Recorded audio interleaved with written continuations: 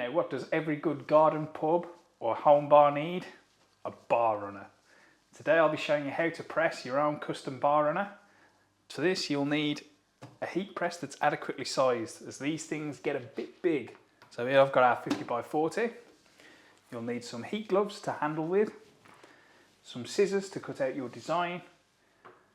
You may want heat tape to lock the design down so that it doesn't move in pressing, and something that I highly recommend, a lint roller.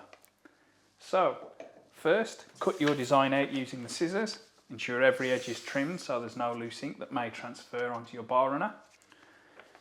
With that done, we want to prep the bar runner with the lint roller.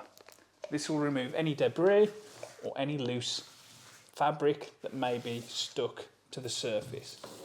This will ensure that when you're pressing the image, you won't get any speckles or white bits on the press. With that done, let's get into pressing.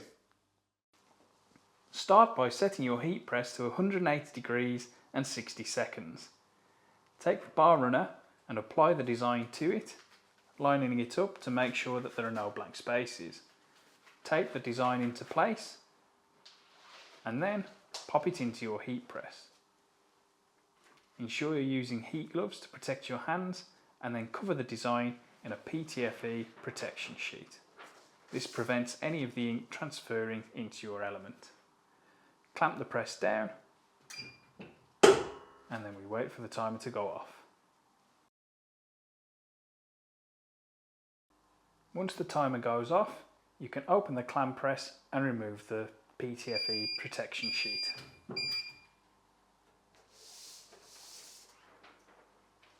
Peel off the design in one swift motion to ensure it doesn't transfer into other sections, and your bar runner is ready.